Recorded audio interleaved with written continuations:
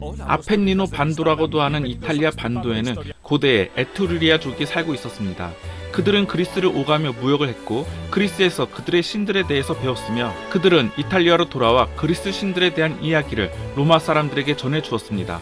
로마 사람들은 그리스의 신들을 자신들의 신으로 받아들였고 그리스 신들을 숭배했습니다. 하지만 있는 그대로 믿은 것이 아니라 로마 사람들은 신들에게 로마식 이름을 지어주었습니다.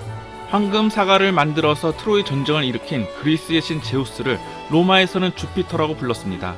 그는 하늘과 달을 다스렸고 바람과 비 그리고 천둥과 같은 날씨를 다스렸습니다. 오늘날 태양계에 있는 행성 중 하나인 목성의 영어 이름이 주피터입니다. 신들의 왕인 제우스의 로마식 이름을 따서 붙인 것입니다. 화성의 영어 이름은 마르스이며 전쟁의 신의 로마식 이름입니다. 율리시즈를 고향으로 돌아가지 못하게 방해했던 바다의 신 포세이돈은 넵튠이라고 불렀습니다. 태양계의 행성 중 해왕성의 영어 이름도 넵튠입니다. 로마 사람들은 신들의 이야기를 이용해 자연세계를 설명했습니다. 그 중에서도 케레스와 그녀의 딸 프로세르피나에 관한 이야기는 왜 여름과 겨울이 해마다 오는지 설명해주고 있습니다. 어느 날 수학의 여신 케레스와 그녀의 딸 프로세르피나가 숲속을 거닐고 있었습니다. 케레스의 발길이 닿는 곳마다 곡식이 여물었고 그녀가 나무를 만지면 그녀의 손밑에서 과일이 열렸습니다. 그녀의 뒤에는 치렁치렁한 금빛 머리카락을 가진 봄처럼 아름다운 딸이 뒤따르고 있었습니다. 케레스가 시원한 시냇물을 마시려고 잠시 멈추었습니다. 그녀가 물을 마시는 동안 프로세르피나는 근처에 있는 아름다운 백합꽃 사이를 거닐고 있었습니다. 프로세르피나가 백합을 꺾으려고 몸을 굽히자 갑자기 그녀가 서 있던 땅이 갈라지더니 그녀는 사라져버렸습니다. 케레스가 놀라서 딸 프로세르피나를 애타게 찾았지만 아무 대답이 없었습니다. 그렇게 14일 동안 케레스는 사라진 딸을 찾아 세상을 헤매고 다녔습니다. 그러다가 우연히 케레스는 한 ним프를 만나게 되는데 ним프는 그녀에게 이렇게 속삭였습니다.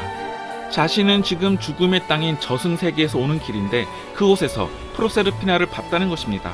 저승의 왕 하데스가 프로세르피나를 보고 첫눈에 반해 그녀를 아내로 삼으려고 저승으로 데려간 것입니다. 케레스는 이 이야기를 듣고는 몹시 화가 나 나는 땅이 농작물을 많이 만들 수 있도록 도왔는데 이것이 나에 대한 보답이란 말이냐며 온 세상이 마르고 황폐해질 때까지 저주를 내릴 것이라고 말했습니다. 그러자 그녀 주변에 있던 나무들이 밤색으로 변하기 시작하더니 나뭇잎이 떨어졌습니다. 풀은 마르고 꽃은 시들었습니다. 그래도 케레스는 화가 풀리지 않아 하늘로 올라가 신들의 왕이 주피터의 궁전을 찾아가게 됩니다. 케레스는 주피터에게 하데스로 하여금 자신의 딸을 다시 돌려보내지 않으면 자신의 딸 프로세르피나가 없는 자신의 마음처럼 인간 세상은 언제나 생기 없는 세상이 될 것이라며 인간 세상에 다시는 봄이 찾아오지 않을 것이라고 경고했습니다. 주피터는 하데스에게 프로세르피나를 돌려보내라고 말하겠다고 합니다. 그런데 한 가지 조건이 있는데 프로세르피나가 하데스의 궁전에서 아무것도 먹거나 마시지 않았다면 돌아올 수 있다고 합니다.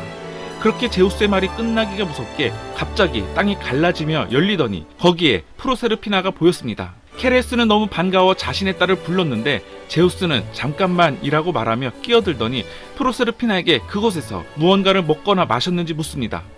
프로세르피나는 거의 아무것도 먹지 않았다고 합니다. 다만 조금 전에 석류씨 6알만 먹었다고 합니다. 그러자 주피터는 프로세르피나에게 그렇다면 너는 하데스와 함께 있어야 한다고 말합니다.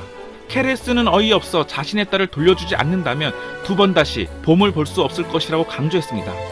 주피터는 잠시 생각하더니 프로세르피나가 겨우 석류 6알만 먹었을 뿐이니 한 해의 반은 저승세계에서 하데스와 함께 지내고 나머지 6개월은 지상세계에서 어머니 케레스와 함께 지내도 좋다고 말합니다. 그렇게 프로세르피나는 매년 6개월은 저승세계에서 보내게 됩니다. 그녀가 하데스의 궁전에 있는 동안 케레스는 슬퍼서 눈물을 흘렸고 나무에선 잎이 떨어지고 풀은 마르고 꽃은 시들었습니다. 그러나 프로세르피나가 케레스에게 돌아오면 이 세상에도 봄이 찾아와 새싹이 움트고 풀은 다시 초록으로 물들며 꽃은 봉오리가 생기고 꽃을 피우기 시작합니다. 로마 사람들은 로마라는 작은 도시에 만족하지 않았습니다. 도시가 커지면 커질수록 로마 사람들은 더 많은 땅을 원했습니다. 그래서 그들은 주변 마을을 공격하고 정복했고 더 많은 땅을 정복할수록 그들은 점점 더 부유해졌습니다. 그리고 얼마 안 가서 곧 로마는 이탈리아 반도 전체를 지배하게 됩니다. 이제 로마가 반도 전체를 지배하게 되자 로마 사람들은 반도 끝에서 끝까지 쉽게 오갈 방법이 필요했습니다. 그래서 그들은 도로를 만들기 시작했습니다. 모든 길은 로마로 통한다는 말이 있죠. 고대 세계에서 대부분의 길은 정비가 되지 않은 길이었습니다. 그래서 길은 울퉁불퉁하고 엉망이었는데 로마 사람들은 오가기 쉽게 도로를 만들었습니다. 그렇게 만들어진 길을 따라 돌기둥을 세우고 그 기둥에 마을과 거리의 이름을 새겼습니다. 사람들은 바로 이 이정표를 보고 앞으로 얼마를 더 가야 하는지 정확히 알 수 있었습니다. 이러한 로마의 도로 중에 가장 유명한 것은 아피아 가도입니다. 아피아 가도는 군대의 수송을 목적으로 한 도로이기에 직선적인 길이며 군대의 신속한 이동을 위해 인도와 차도를 구분하였으며 빗물에 대비하여 배수구를 만들었고 땅속으로 뻗은 수목의 뿌리가 도로에 영향을 주지 않게 하기 위해 포장된 도로 바로 바깥쪽에 나무를 심는 것을 엄격히 금지했습니다. 이 도로는 로마에서 이탈리아에 있는 몇몇 큰 도시로 이어져 있는데 오늘날에도 여전히 도로로서 제 역할을 하고 있습니다. 뿐만 아니라 로마의 도로들은 너무나도 잘 만들어졌기 때문에 수백 년 동안이나 손상되지 않았고 오늘날 이탈리아에 있는 많은 도로들은 여전히 옛 로마의 도로가 있던 자리에 만들어지고 있습니다. 이처럼 로마 사람들은 길을 잘 만들 뿐만 아니라 처음으로 콘크리트를 사용한 고대인들입니다. 그들은 화산재와 물과 석회를 섞으면 걸쭉한 혼합물이 되었다가 돌처럼 단단하게 굳는다는 사실을 발견했습니다. 그리고 이 콘크리트로 건물이나 도로를 만들 때 큰 돌들을 서로 붙이는 데 사용했습니다. 로마 사람들은 콘크리트를 써서 지금의 아파트와 같은 건물도 지었습니다. 그러나 안타깝게도 로마 사람들이 지은 건물이 모두 튼튼했던 것은 아니었습니다. 건물이 무너지면서 그 안에 살던 사람들이 죽음을 당하는 경우도 왕왕 있었습니다. 물이나 화장실이 없는 빈민가도 있었고 가족 전체가 방 하나에서 살기도 했으며 창밖으로 버린 쓰레기로 거리가 더럽혀지기도 했습니다. 로마의 도시들이 점점 커지자 도시에 사는 사람들이 사용할 깨끗한 물이 점점 더 많이 필요해졌습니다. 그래서 그들은 수도교라고도 하는 특별한 수로를 계획하게 됩니다. 수도교는 좁은 돌다리처럼 생겼는데 그 돌다리 위로 수도 파이프가 지나가게 만들어졌습니다. 이 수도교를 통해 로마 사람들은 50km나 떨어진 샘물을 도시에서 먹을 수 있었습니다. 로마 사람들은 마시고 요리할 물도 필요했지만 목욕할 물도 필요했습니다. 목욕은 고대 로마 사람들에게 아주 중요한 것이었습니다. 사람들 대부분이 매일 목욕을 했다고 해도 과언이 아닙니다. 하지만 그들은 혼자 사용하는 목욕탕이 아니라 수영장처럼 생긴 공중 목욕탕을 이용했습니다. 사람들은 공중 목욕탕에 모여 목욕을 즐겼습니다. 그리고 수도교를 통해 끌어온 차가운 물과 뜨거운 물에서 수영도 할 수 있었습니다.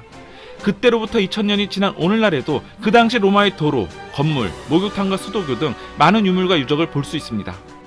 검투사는 고대 로마의 볼거리 중 하나로 투기장에서 싸우는 투사를 말하는데 그와 같은 사람은 당시에 엄청 많이 있었습니다. 세르비우스는 바다 근처 작은 마을에 살고 있었습니다. 그는 종일 새를 다루는 대장장이입니다. 근처에 사는 농부를 위해 필요한 도구를 만들기도 했고 어부들을 위해 낚싯바늘을 만들기도 했습니다. 세르비우스는 자신의 일을 좋아했습니다. 밤이면 친구들과 함께 앉아서 이야기도 나누고 노래도 부르며 행복한 일상을 즐겼습니다. 그러던 어느 날, 여느 날과 다름없이 대장간에서 열심히 일하고 있는데 땅이 흔들리고 천둥 같은 소리가 났습니다. 세르비우스는 무슨 일인가 하고 하늘을 올려다 보았는데 그 소리는 천둥이 아니라 말발굽 소리였습니다. 평화로운 마을 모퉁이에 붉은 망토를 두른 사람들이 무기를 들고 말을 타고 나타났습니다. 그들은 로마 군인으로 이 평화로운 마을을 침략했으며 세르비우스는 포로가 되어 로마로 끌려가게 됩니다. 몇 날 며칠을 걸어 세르비우스는 거대한 도시 로마에 도착하게 됩니다. 병사들은 그를 데리고 도시 성벽에 있는 작은 문으로 들어섰습니다. 세르비우스는 자신이 사람들로 꽉 찬 좁고 번잡한 거리에 있다는 것을 알게 되었습니다. 그는 이처럼 한 곳에서 이렇게 많은 사람들이 모인 것을 난생 처음 보았습니다. 도시의 안쪽으로 갈수록 거리는 넓어지고 집들은 더욱 커졌습니다. 그리고 녹색의 정원과 분수, 흰 대리석으로 만들어진 집들이 눈에 보였습니다. 처음에 본 거리에 비해 이곳에는 사람들이 그리 많지 않았지만 그들은 모두 붉은색과 푸른색으로 테두리를 두른 토가라는 멋진 흰색 옷을 입고 있었습니다. 세르비우스 일행은 점점 로마의 중심에 가까워지고 있었습니다. 과연 그들은 어디로 가고 있는 것일까요? 세르비우스처럼 몸집이 좋고 키가 크며 강하고 용기가 있는 사람들은 검투사가 됩니다. 세르비우스는 겁이 나서 입이 바싹 마르는 것 같았습니다. 세르비우스도 로마의 검투사에 대한 소문을 들은 적이 있습니다. 환호하는 군중이 지켜보는 가운데 용맹스러운 사람들이 서로 싸우거나 심지어 야생동물과 싸워야 한다고 들었습니다. 세르비우스는 자신이 검투사가 되기 싫다면 어떻게 되냐고 로마 군인에게 물었습니다. 포로에게 당연한 이야기지만 돌아온 대답이라곤 그렇게 살기 싫으면 죽던가 뿐입니다. 세르비우스는 곧 검투사 학교라는 훈련장에 도착하게 됩니다. 검투사 학교에서 세르비우스는 감옥같이 좁은 방에서 지내게 됩니다. 그리고 훈련을 위해 매일 끌려나갔습니다. 처음에는 얼마나 건강한지 알아보기 위해 시험을 통과해야 했고 이곳에서 시키는 대로 하지 않으면 죽게 되거나 광산에 끌려가게 될 수도 있습니다. 세르비우스는 그저 살아남기 위해 매를 맞으면서도 훈련에 훈련을 거듭하게 됩니다. 밤이 되면 땀과 진흙으로 범벅이 되었고 너무 피곤해서 누우면 바로 골아 떨어졌습니다. 결국 세르비우스는 겨우 시험에 통과되어 불에 타고 쇠사슬에 묶이고 몽둥이에 맞고 검에 찔려 죽을 것을 맹세하는 멋진 특권에 정말 운이 좋은 검투사가 됩니다. 물론 세르비우스는 이것이 행운이라고 생각하지 않았습니다. 그러나 자신처럼 시험에 통과한 다른 포로들이 맹세를 서약하는 바람에 어쩔 수 없이 그도 맹세할 수밖에 없었습니다. 이제 그들은 지푸라기 인형을 향해 무기를 휘두르며 검투사 기술을 익히게 됩니다. 그들을 훈련시키는 훈련사들도 한때는 검투사였습니다. 그들은 세르비우스를 비롯하여 다른 신입 검투사들에게 무기 쓰는 법을 가르쳐 주었습니다. 세르비우스는 이제 다른 훈련생과 직접 싸워야만 합니다. 그들은 강해지는 법을 배워야만 합니다. 상처 따위는 신경 쓰지 않으며 그저 계속 싸우기만 하는 존재. 경기장에서 싸우게 되면 치명적인 상처를 입거나 죽을 수도 있습니다. 그러나 싸울 수 있는 것이 영광입니다.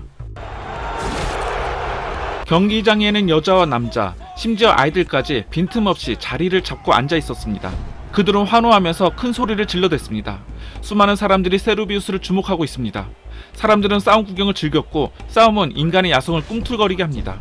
그러나 이 싸움은 목숨을 건 싸움이었고 이겨도 당분간 더 살 수 있다는 것 외에 아무것도 보장된 것이 없었습니다. 지금 이 순간을 살아내야 했고 결국 세르비우스는 이겼습니다. 세르비우스는 자신과 싸웠던 사람을 발 아래 놓고 주위를 둘러보았습니다. 군중들은 야유를 보내며 엄지손가락을 아래로 향하게 했습니다. 세르비우스는 그 신호가 어떤 의미인지 잘 알고 있었습니다. 그들은 세르비우스가 상대를 죽이기를 원하고 있었습니다. 세르비우스는 그를 살려줄 수 있지만 그는 군중들이 원하는 대로 해야 합니다. 세르비우스와 싸웠던 투사도 군중의 엄지손가락이 무엇을 의미하는지 잘 알고 있었습니다.